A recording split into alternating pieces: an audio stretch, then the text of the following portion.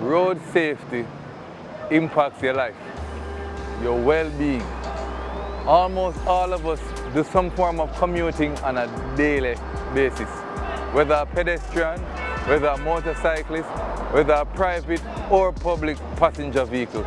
We are integrated and involved in the road network, in the traffic system.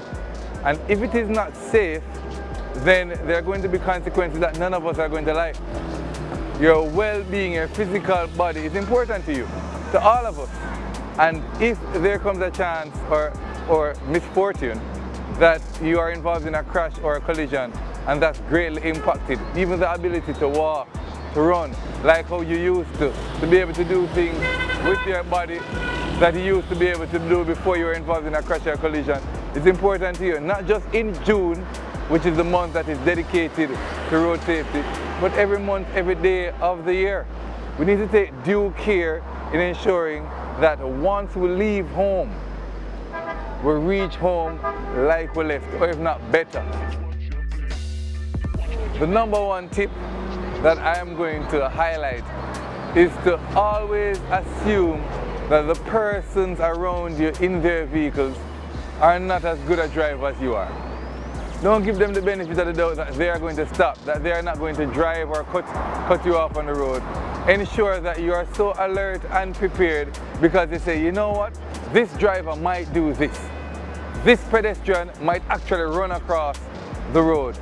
Sometimes what happens is that we say to ourselves, they can't really do this or that, they must stop at the red light, and then we'll find ourselves involved in a situation that we don't want to. So that's the number one tip I'm going to highlight. Ask yourself, what if this driver, this road user, should do something that would put me or them at risk, so I'm prepared for it. Another one, we always have to repeat this: speeding, improper speed. Speeding increases the likelihood that if you're involved in something, in an incident, that you're going to be physically damaged or your vehicle is going to be damaged, that there's loss of life, time and money. Tip number 3, wear your safety belt. Sometimes you're a great driver, you're doing the right thing, you're observing the rules of the road, but there's another motorist that isn't.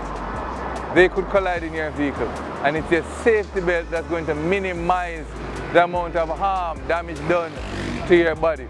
So wear your safety belt, not just as a means of avoiding a ticket, but to keep yourself safe.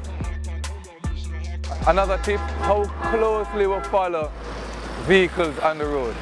A lot of times we tailgate, even when we're driving at high speeds. So as soon as the person in front of us has to slow down or come to a stop, we now realize that we are now in a race for time to not rear end the other motorists. And sometimes it's not just us, sometimes the person behind us is following us too closely. So we have to leave more of a cushion in front of us to give that person behind us an opportunity to come to a stop. And the last tip I would leave with us is to ensure that we are not impacted negatively by distracted driving.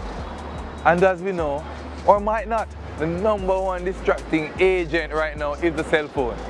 It seems that the cell phone is more in charge of us than we are in charge of it. Social media occupies most of our awake time.